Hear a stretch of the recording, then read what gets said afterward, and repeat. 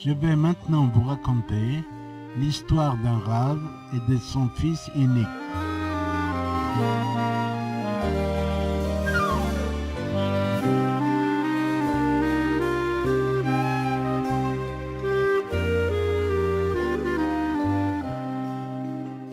Il était une fois un rave qui n'avait pas d'enfant. Il finit par avoir un fils qu'il éleva et maria. Ce fils unique passait son temps à étudier dans une petite pièce, comme c'était l'usage chez les gens riches. Il étudiait et priait continuellement.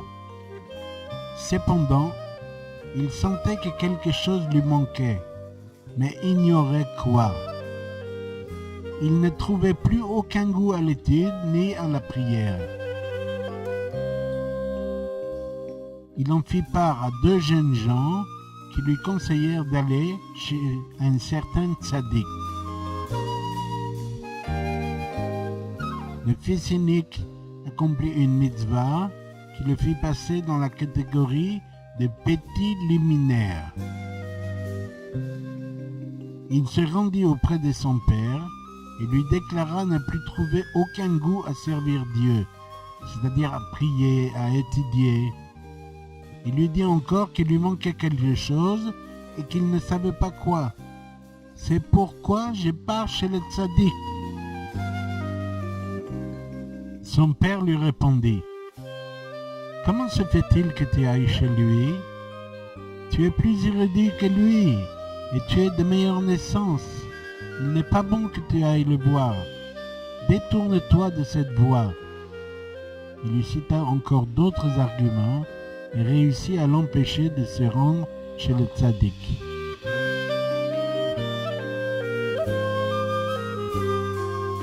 Le fils unique se remit à l'étude. À nouveau, il ressentit un manque.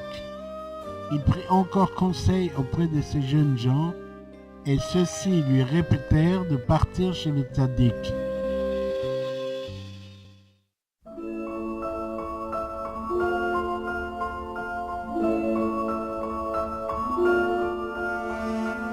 Il se rendit une nouvelle fois chez son père, qui le dissuada encore.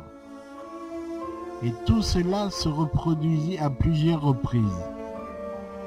Le fils unique sentait toujours qu'il lui manquait quelque chose. Il se languissait de pouvoir corriger cette imperfection dont il ignorait la nature exacte. Il se rendit à nouveau auprès de son père et le supplia tant et si bien que ce dernier fut obligé de l'accompagner, car il ne voulait pas que son fils unique voyage seul. Il lui dit: regarde, je vais venir avec toi et je te démontrerai que ce tzaddik n'est rien. Ils attelèrent les chevaux à la voiture et se mirent en route. Puis le Rav dit à son fils: écoute, je pose une condition. Si le voyage se passe bien, cela voudra dire que le ciel ne s'y oppose pas. Dans le cas contraire, c'est que le ciel s'y oppose et nous rebrousserons chemin. Et ils roulèrent.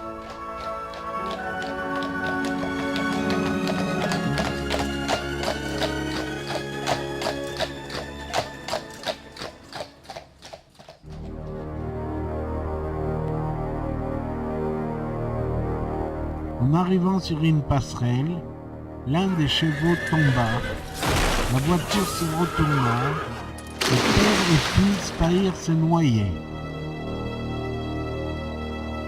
Le père dit alors: tu vois bien que rien ne va et que ce voyage n'est pas voulu par le ciel. Ils rentrèrent chez eux. Le fils unique s'était remis à étudier et avait encore senti qu'une chose lui manquait, mais il ne put la nommer. Il supplia encore son père, lequel dut à nouveau partir avec lui. Et en chemin, il posa la même condition que précédemment. Au cas où le voyage se passerait normalement, Cela voudra dire que le ciel ne s'y oppose pas. Sur la route, les deux essieux cassèrent. Le père dit à son fils, « Tu vois bien toi-même que ce voyage n'est pas pour nous. Est-il naturel que les deux essieux cassent ? Combien de fois avons-nous roulé avec cette voiture sans que pareille chose ne se produise ?» Pour la deuxième fois, ils rebroussèrent chemin.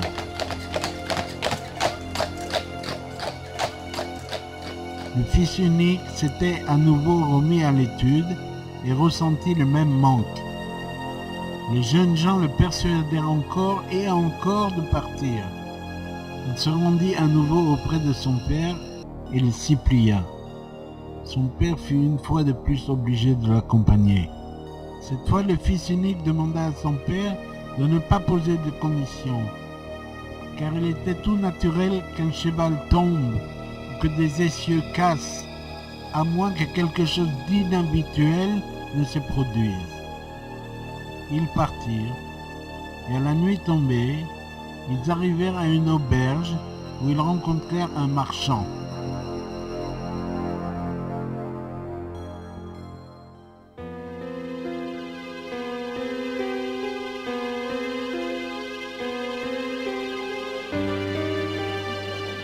Ils commencèrent à discuter avec lui comme c'est l'habitude chez les commerçants, mais sans lui dévoiler leur destination, qui était l'endroit où habitaient les tzadiks. En effet, les raves avaient honte de dire qu'ils se rendaient chez les tzadiks. Ils parlèrent de choses diverses et furent amenés à évoquer les tzadikim et les endroits où on pouvait les rencontrer. Le marchand leur dit que des tzadikim vivaient ici et là. Puis les raves et son fils en vinrent à parler du tzadik chez qui ils se rendaient. Alors le marchand leur dit, l'air étonné, « Celui-là, c'est un homme vil. Je reviens de chez lui et j'étais présent quand il a transgressé un commandement. » Le père dit à son fils, « Mon enfant, tu as entendu ce qu'a dit le marchand. Il a parlé sans malice. Seul le tour pris par la conversation lui a fait prononcer ces mots.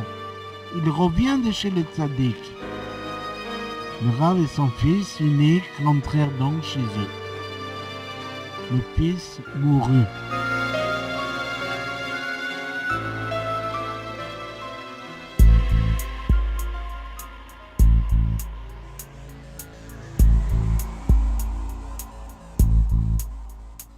Il vint en rêve à son père. Ce dernier remarqua que son fils était très en colère et lui demanda « Pourquoi es-tu si en colère ?» Il lui répondit que s'il se rendait auprès de tzaddik chez qui il avait voulu aller, celui-ci lui dirait lui-même pourquoi il était en colère. Le Rav se réveilla et se dit que ce n'était qu'un songe. Puis il fit le même rêve une seconde fois et se dit que ce n'était qu'une hallucination. Il rêva 3 fois. Il se rendit alors compte que ce n'était pas fortuit. Il partit chez le tzaddik qu'il avait auparavant voulu rencontrer avec son fils. En chemin, il rencontra le même marchand qu'à son premier voyage.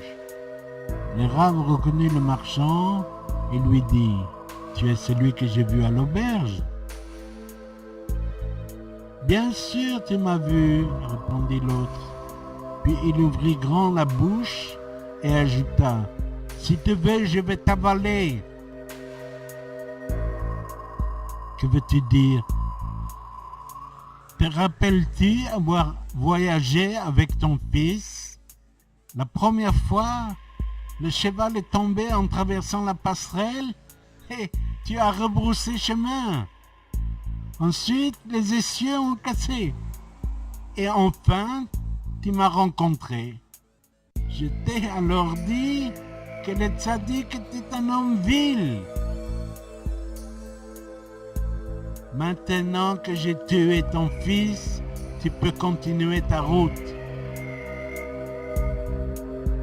Ton fils appartenait à la catégorie du petit liminaire et le tzaddik chez qui il voulait se rendre à celle du grand luminaire. Si ces deux-là s'étaient réunis, le Messie serait venu. Maintenant que j'ai fait disparaître ton fils, tu peux aller. Le marchand disparut soudainement au milieu de son discours et le Rav n'eut plus personne en face de lui. Le Rav se rendit chez le tzaddik et s'écria « Malheur, malheur, malheur pour celui qui est perdu et qu'on ne peut retrouver !»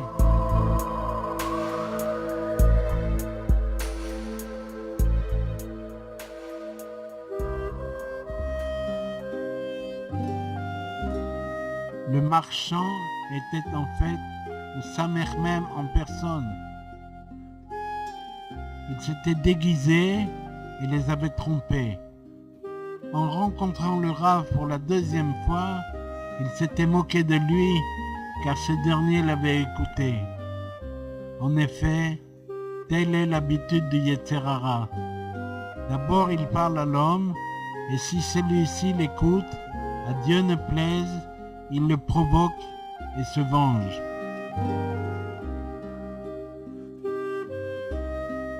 Que Dieu béni soit-il nous en préserve et nous ramène vers la juste vérité. Amen.